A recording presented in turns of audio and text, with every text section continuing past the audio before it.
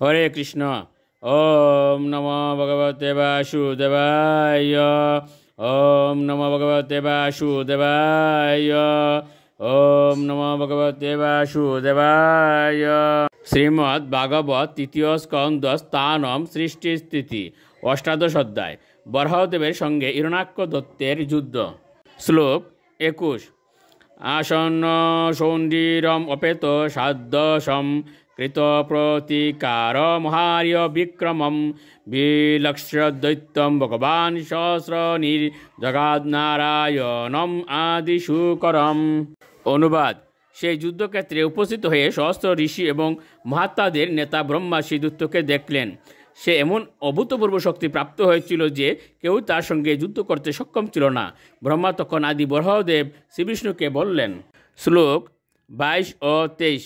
ব্রহ্মা উবাচ এষ তে দেব দেবানাম অঙ্ঘ্রিমূলম উপে উষাম বিপ্রানাম সৌরভেয়ীনাম ভূতানাম অপি অনাগসাম আগকৃত বয়কৃত দুষ্কৃত অস্মৎ রাজ্য বর অসুর অন্বেষণ প্রতিরত লোকানটতি কণ্টক।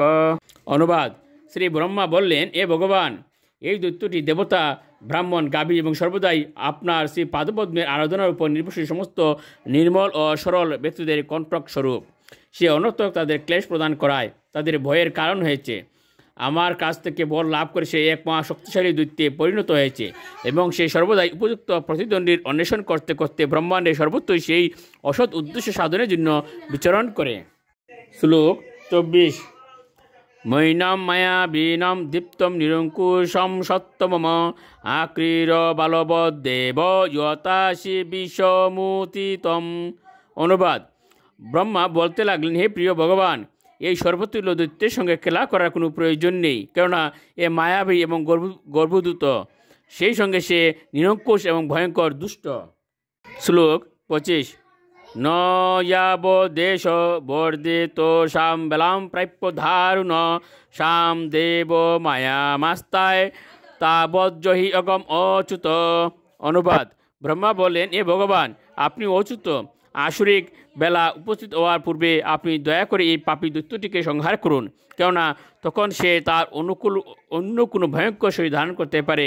আপনার অন্তরঙ্গা শক্তির দ্বারা আপনি নিঃসন্দেহে একে সংহার করতে পারেন। হরে কৃষ্ণ।